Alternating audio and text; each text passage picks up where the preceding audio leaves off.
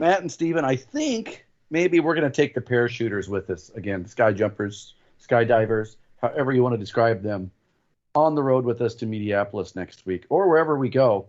Because it seems like every time West Branch plays football and somebody jumps out of the sky onto the field, the Bears win. How's that story check out for you, Matt?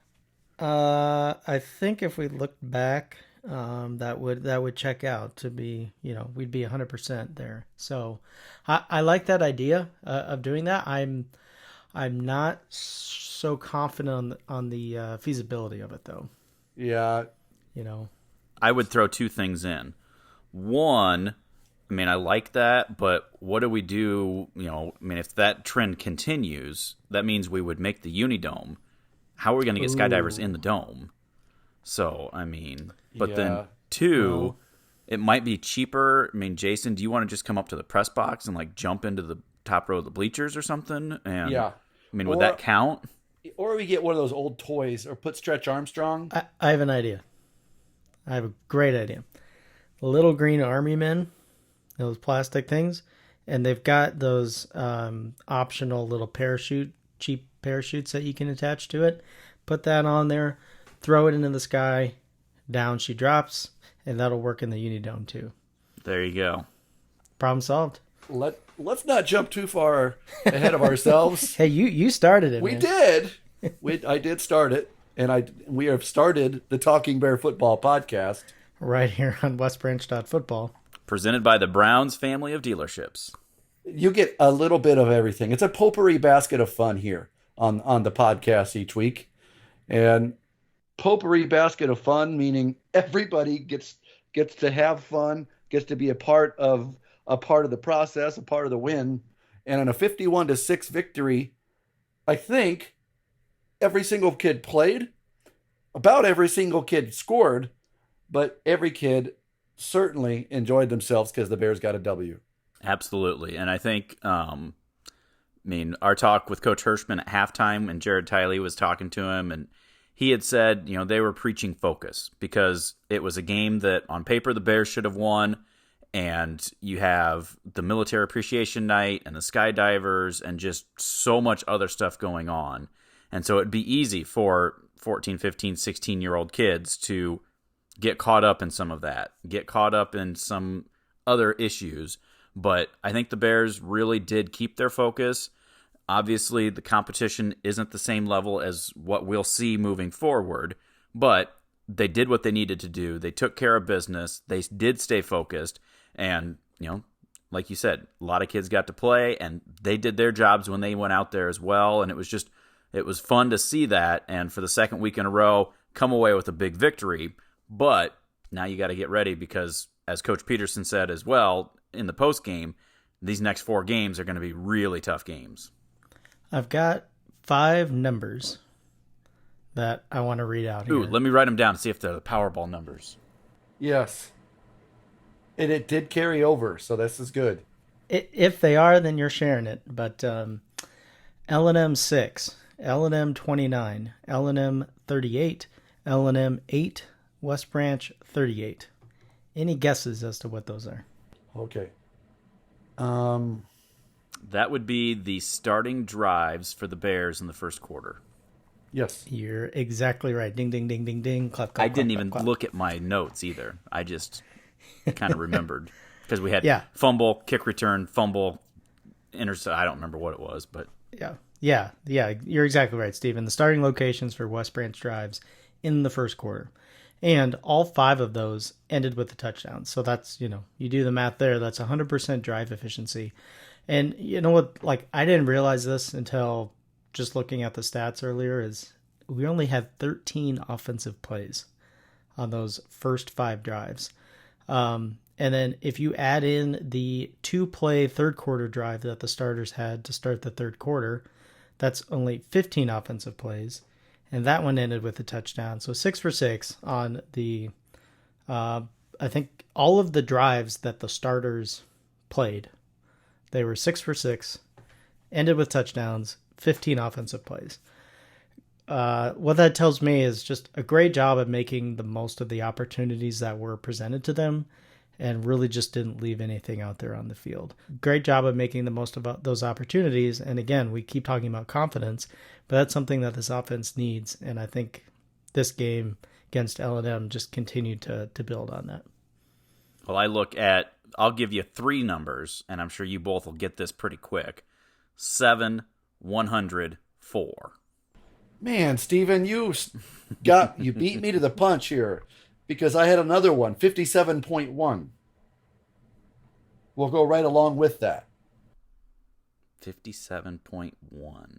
I already forget the numbers, so 7, Steven, tell me. 104. Okay, Matt, we'll help you out. 4, the amount of touchdowns Andy Henson had. 7, the amount of carries Andy Henson had. And 100, the amount of yards that Andy Henson had. He only had 7 carries. That is correct. 7 carries and 4 touchdowns. That's correct. And 57.1 would be 4 divided by 7. So 57.1% of the time that Andy Henson touched the football on Friday night, Andy Henson scored a touchdown. Now, going forward, if you can get that sort of production, you're probably going to be all right. I don't think that's going to happen again. Not going to happen. I would love to see it, but I'm not counting on it, just like I'm not counting on Matt's numbers coming through for the Powerball. But I'm going to play them anyway. I'm going to play them anyway. Why not? You can't win if you don't try. You can't win if you don't try. So 51-6. Remember how Matt has had the first week he didn't have to take much of a breath, Stephen. The second week he didn't have to take much of a breath. Last week we put him on oxygen when he was done. This week I'm gonna go to the kitchen, get a batch of cookies all whipped up, and let Matt go through the scoring summary right now. Holy moly! All right, buckle in, boys. And if you don't like my voice, I apologize. So, second and long from their own 14, the L&M Falcons quarterback Briar Reynolds fumbles the snap, and Cash Woody recovers at the 6-yard line to set up first and goal. Very next play, Andy Henson, the first of his carries and the first of his touchdowns, takes a direct snap up the middle for an easy 6-yard touchdown. Federland's PAT was good, 7-0 Bears, just 54 seconds into the game. And then again, about another 54 seconds later or so, after a holding on the kickoff return, the Falcons started at their own 15 and were forced to punt from their own 6 after a 3-and-out. On the punt, Cole Bailey and Andy Henson made their way up the middle, and Henson blocked the punt. He was untouched. Just the seas parted. Andy went right through it, blocked the punt out of the back of the end zone for a safety. 9-0 West Branch, just over 2 minutes into the game. On the ensuing free kick, that happens after a safety by the Falcons, Peyton Miller returns it to the 30-yard line to give the Bears another short field, or I guess it wasn't exactly the 30. What did I say earlier for those starting drives? 29? I had 29 on mine, so. I got to switch up my numbers then for the Powerball. Every now and again, it's an approximation, okay? Well, it was 30 on the video, but 29 in the official stats, so we'll go with it. So Peyton Miller returns it to the 30 to give the Bears another short field. After a really nice 22-yard connection from Belk to Miller on the visitor's sideline, Andy Henson gets into the end zone again, this time from 7 yards out. Federland's PAT was good, 16-0 West Branch.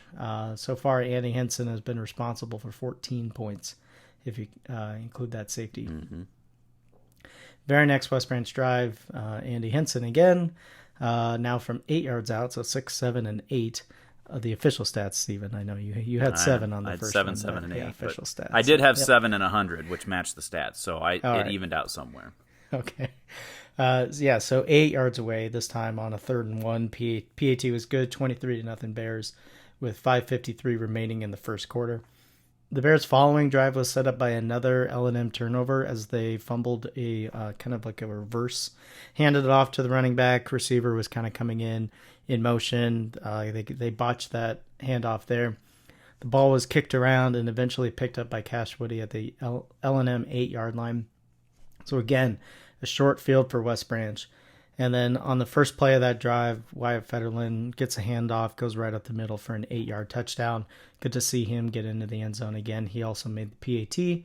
30-0 West Branch at this point, still in the first quarter. On second down from the L&M 31, Carver Belk mishandled a shotgun snap, and it went right through his hands. Good snap, maybe a little high, but nothing that Carver shouldn't be able to handle. But he picked it up, went all the way back to the 48-yard line. He picked it up, and 6 broken tackles later, he finds his way into the end zone for just a wild touchdown run. Couldn't believe it. Federland's PAT was good, 37-0 Bears. Right after Carver got in the end zone, he was coming off the field. Team was celebrating. Carver, he was happy he got in the end zone, but still upset that it happened that way. Coach Peterson, I was right there on the sideline. Coach Peterson pulled him aside and had a little chat, we'll say, to tell him to really, effectively not over celebrate that play and, kind of have a little humility since the snap was mishandled. But in classic Coach Peterson fashion, did give that little kind of smile that he likes to do at the end and said, but that was a heck of a play. So all is well that ends well. Many of the starters were pulled as we transitioned in the second quarter, but Coach Hurstman told Jared Tiley during their halftime chat that the starters may come back or would come back in for the first drive of the third quarter, but they weren't there for long. On the second offensive play of that third quarter, Andy Henson goes untouched for a 39-yard touchdown run. Andy just took the hand up off the middle, kicked his way out to the outside, and got an excellent edge block from Cash Woody, and he was off to the races. Federland's PAT was good, 44-0 West Branch early third quarter. The Falcons get on the board with, I guess, kind of another wild play, 34-yard touchdown pass that backup quarterback Klein, who's a lefty, escaped a sack and found a receiver down the field for the score. 2-point conversion was no good. 44-6 West Branch at that point.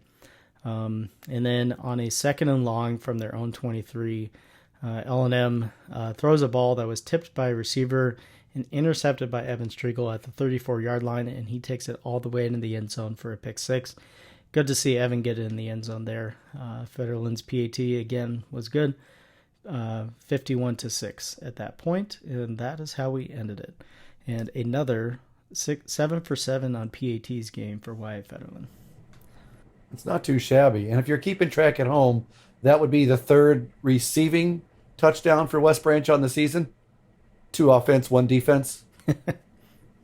Does that work? I don't know if that goes officially in the stats, but good for Evan Striegel. 2 defense. Say again? 2 defense. Because Cash Woody had a pick 6. Even better, we're tied at 2-2, offense and defense. That's what I'm talking about. And the defense is ahead by 2 points when you add in that safety. No, I'm just kidding. But yet again, Stephen, another wonderful defensive performance put forward by Coach Bailey. And that squad of 11, 12, 13 guys, you'd think at some point the party comes to a crashing halt, but they've started through 4 games. You've developed a few things. So it's kind of nice to see them continue to not stay off the gas against a team that, let's just be honest, was certainly not as good as your team on that night. They stayed on the gas and they did what they needed to do. Yeah, I mean, not much to add to that, just because that defense has been playing their assignments. They've been super aggressive. They've been doing a phenomenal job for 95% of the year. A couple of misplays here or there that, gave up some scores against Columbus. But, I mean, they've just been lights out. I do want to say, I mean, I don't know that many people in Let's listen to us, but, I mean, a tip of a cap to them, just knowing they were outmatched, but they were still playing hard. I mean, we got there, I was looking at my notes, and I'm like, who's number 54? Who's number 55? And then I realized their numbers were on their helmet. That was their 2 leading rushers coming into the game. Their top 2 yardage gainers on the ground had to move to offensive line because of injuries. And they still came out, and, I mean, they were trying hard. They were giving full effort. And so, I mean, it's one of those that, like we said, the Bears were focused. We took care of business, but you got to tip your cap to L&M because they were coming out and they were trying their hardest as well. And, I mean, it didn't go their way, but, I mean, it's one of those that, unfortunately, especially in a smaller school, you don't have the depth. sometimes you got to make some of those changes and find ways to go. And it's an announcer's nightmare because then you're trying to figure out who's not listed on the program, but you got to do what's best for the team. So, Yeah, I could concur. It is kind of an announcer's nightmare. I had no idea who number 28 was all night. I was just saying number 28. 23 at the end, that was actually their one running back. If you saw his helmet, it was 44, Nowak. He was started at line. He must not have brought his 44, so they had 23, so they put that on him. And so he was carrying the ball later in the game.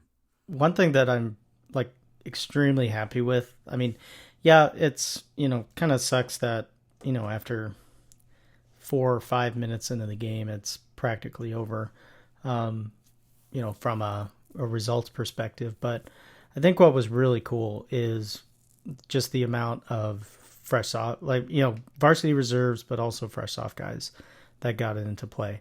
That was just like invaluable experience for them to get into that game under the big lights Friday night at home, veterans appreciation, all that kind of stuff going on. A lot of people there, get in under those lights and play. Because, they've been playing Thursday nights, Monday nights, whatever it is, to get out there on a Friday night under the lights, something that they're going to be doing in a year or 2 or 3 full time is, just invaluable experience for them. And, Connor Rios getting in there, freshman quarterback, second quarter, played the entire second and majority of the third and fourth quarter, or all of the fourth, but majority of the third too. That's like I said, I keep saying this word, but invaluable to his development, especially as a freshman quarterback. And I think that's just incredible experience for him and everyone else involved to get out there and get those minutes, make some things happen too. I mean, that throw from Connor to Trenton Schutte, heck of a throw, heck of a catch. Trenton Schutte had a really good game too. Good tackles, got himself open on pass plays, good blocking. So good for him to show out Friday night. Yes, a couple nice runs by Aaron Marsh, a 9-yard run, an 11-yard run. Nice runs between the tackles, Stephen, by a freshman, little freshman running back, Jared Ellison. Nice tackle from coming up off his safety spot by Braden Sexton. Shea Farmer had a couple good tackling efforts coming up the line of scrimmage and getting his helmet right there in position. So, and then their classmate, Max Lodge, who's been seeing a lot of time on the offensive line, the varsity level, was in there towards the end on the defensive tackle and made a tackle for us. Had a quarterback sack. And I tell you what, I think a guy that everybody's going to fall in love with if he sticks with it, Adam Gomez. That kid is just a spark plug. And being at practice, he may not understand some of the perfect technique and some of those things, and that's going to come. I mean, the coaches will work with him on that, but that kid is just high energy, and that oozes out to the rest of the team. And I mean, everybody just feeds off of that. So whether he's out there on a kickoff coverage or if he's in there, playing defensive tackle, the last 2 weeks he's done a couple of fun things where it's nice to see him do some good things out on that field too. I think we can see why Coach Basivio and the Fresh Soft squad are 3-0. Hopefully 4-0 in their next game as we record this Sunday evening on Monday night against the Solon freshman team, who last year brought about 75 guys in their freshman class. Yeah. This year it sounds like they've got 18 or 20, but that's still a pretty big squad. So Bear varsity team, 3-1, 1-0 in District 5 play. And speaking of District 5, Matt, how about some other scores around the district? Sure. Yeah, so as we just talked about, West Branch defeated L&M 51-6. Wilton took on Durant, and Wilton won that one 24-22. Did I hear somebody say right that was a comeback win? It was 24-8 in the fourth quarter. 22-8. Or 22-8, excuse me. Yeah, 22-8 in the fourth quarter. And Durant fumbled, and Wilton got it at the 5, scored a touchdown, got the 2-point conversion, and then they got another touchdown drive with like about a minute left and got the 2-point conversion to go ahead 24-22. And just in case anybody from Wilton is listening, I just want to send some good well wishes out to tight end athlete 6'6" Caden Kirkman, one of their big playmakers, a fantastic basketball player. After the game, young man uh, will just say that he was he fell ill. He passed out. Turns out he had got a suffered an injury during the game, and hopefully it's not going to hold him back from playing anymore. But let's just hope. He had to go to the hospital after the game, was celebrating with his teammates, and just felt something. So best wishes to him on it. Getting back to recovery, more important than playing football. Mm-hmm. And then Mediapolis at Regina. Mediapolis, a team we're about to talk about here pretty soon. Regina won that one 34-0 in what I would probably call a statement win for the Regals. So what we're looking at now in District 5, all of those games kind of now start to mean something. Regina, West Branch, and Wilton sit atop of District 5 at 1-0 in the district. And then Durant, L&M, and Mediapolis sit at 0-1. Regina and Wilton are at 4-0, West Branch at 3-1, Durant, L&M at 0-4, and Mediapolis at 3-1. And looking forward, and I think Stephen or Matt and you both will see this. Durant's probably going to be the toughest 0-4 team in Class 1A right now. Yeah. I mean, a week ago they lose by 2 touchdowns to Northeast Goose Lake and put up near 500 yards of offense. Friday, as we've chronicled, they were ahead 22-8. Their running back has 180 yards rushing. They just couldn't. In fact, he had a 65-yard run on the first carry of the football game.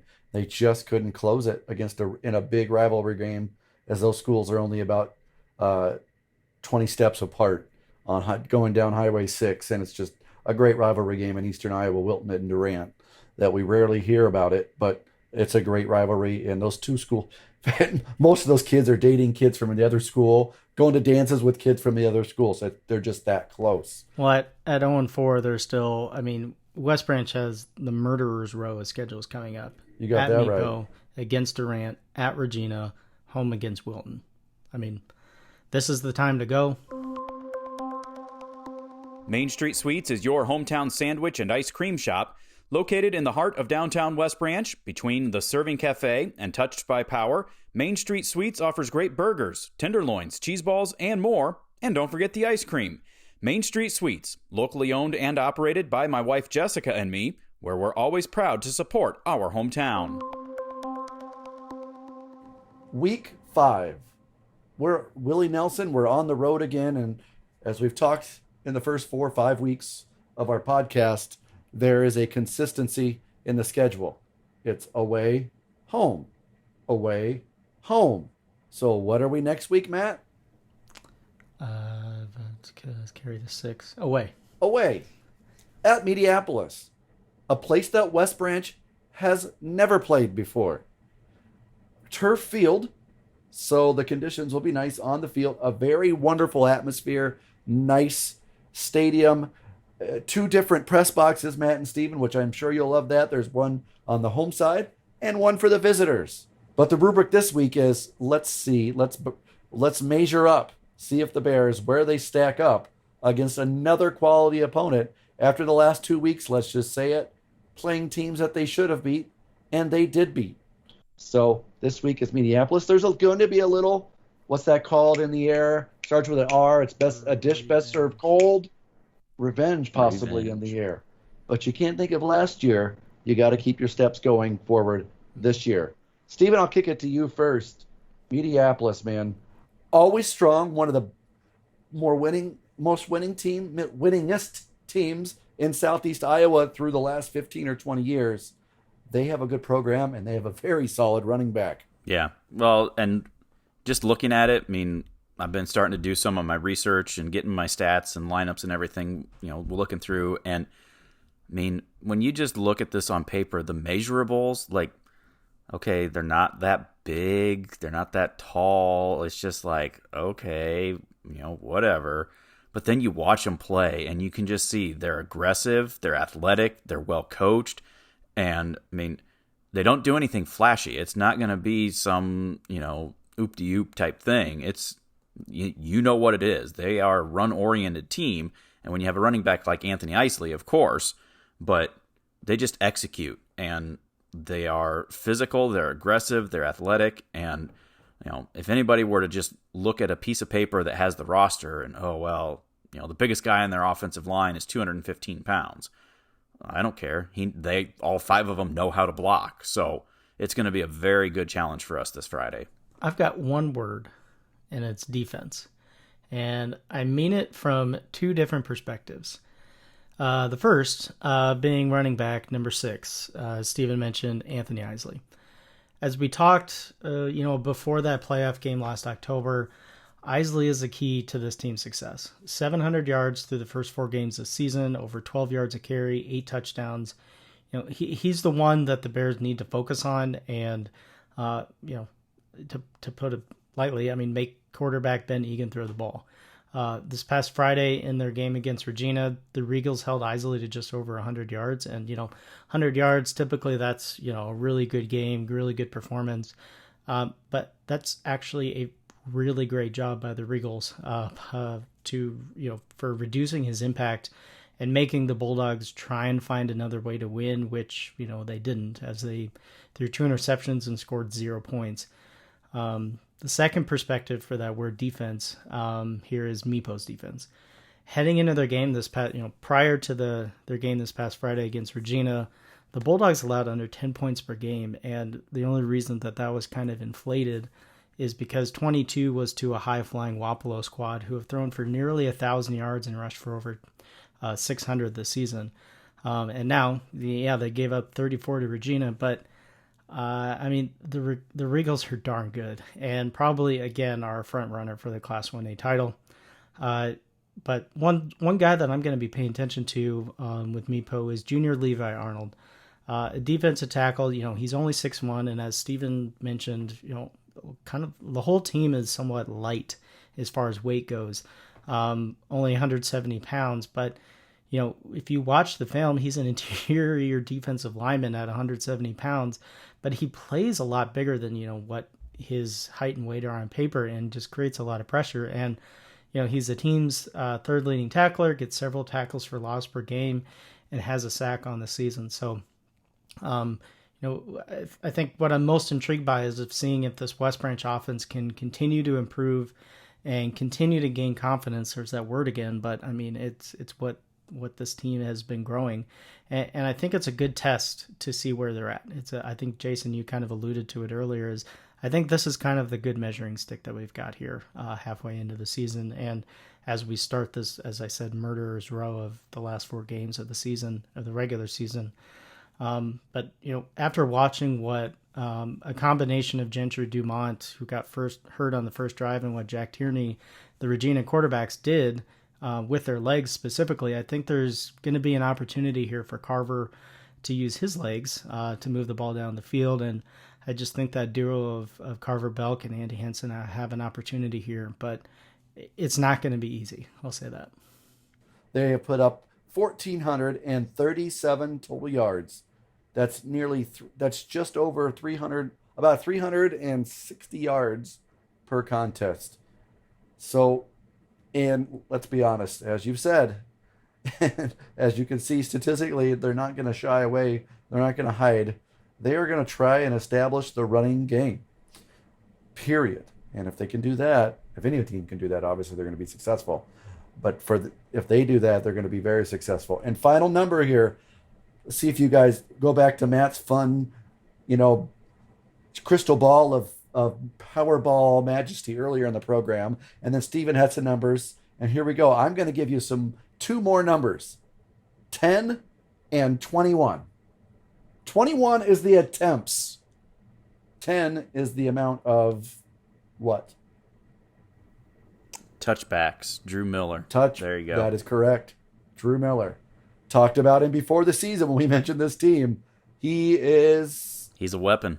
Arguably the best kicker in the state of Iowa. And he's only a sophomore. How far did you see him kick one from last year in the pregame, Steven? It was like 63, 65, something like that. And that was on a cold night it's not like it was warm and anything. Now that was also, he had it teed up, no rush, no snap timing.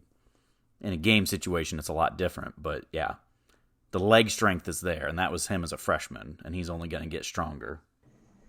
And he's gotten taller. He's gotten bigger. So this kid he's a weapon. It could be windy, and he's still a weapon. But if the Bears have any want to continue building upon the confidence and momentum they have over the last 2 weeks, to do so on the road in Mediapolis against a formerly ranked opponent before this week. Maybe they still will be. Maybe they will be. Maybe they won't. But a very formidable opponent and at their home stadium. This would be nice to see a win against Mediapolis, but it is going to be difficult. Very, very, very, very, very, very difficult. I think that was 8 varies, if you're counting. Throw one more in there. Choose a realtor who knows the territory. Ken and Helen Fawcett of Cornerstone Real Estate Consultants are licensed agents with customer satisfaction as their #1 priority. If you're buying or selling a home or property in West Branch or the surrounding area, they can help. Your hometown real estate company with an office in downtown West Branch. Cornerstone Real Estate Consultants. Call them at 643-3344 or log on to cshomesiowa.com. Picks to click. It's picks to click time. I did not have anybody send anything to me. Did you, Matt? No. Steven? Negatory, Randy O. Which is a segue to what's going to be picks to click. As we look at it, as I look at our table of contents, it looks like Jason is going first. Hey, I'm Jason. That's me. Hey, Jason, you're first this week, but before we get to this week, let's review last week. How about that? Steven, you had Logan Wright. Jason, you had Drake Berry. Doggone right I did. Yeah, he's continuing to be a pretty good plug-in at center there. So, always if you have good snaps, every snap of every game, that's always worthy of a pick to click. He's arguably in it because he set up that Carver Bell touchdown with that snap that Carver had to go back and get, and he had to run around for 41 yards. That was all set up by Drake Berry's perfect snap that went through his hands. Well, and apparently, so Greg Norfley was down in the south end zone there. First quarter, one of the times that we had him backed up, and there was that play to where Drake Berry ended up with the ball in the end zone. And the refs ruled the ball down outside of the end zone. But Greg Norfley told me after the game that he's got a photo of the ball loose, Drake Berry having it. The runner was not down. There was photographic evidence of Drake Berry should have had a touchdown there, and he said that that'll be in the West Branch Times on Newsstands Wednesdays. Nice. The only thing I would say to that is I know it was kind of a run up the middle, so maybe they were saying forward progress had stopped.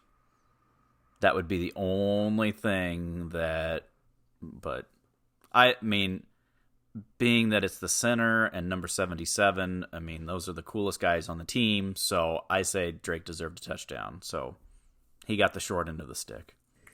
So does that mean Drake was the click to pick? Pick to click? True. Matt, what do you got? I had Wyatt Fetterman. Son of a... Hey, you're going to have to pick Wyatt again this 7. week. And if he goes for 7 for 7 again, you're going to ride that horse a long way. I have to. Yeah, you got to ride that horse. Yeah, 7 for 7 PATs, a rushing touchdown. And Jason, I know you're first, but I'm taking Wyatt Fetterman. You can have Wyatt Fetterman then. So, just to review, we only had one person write in last week, and they didn't write in this week.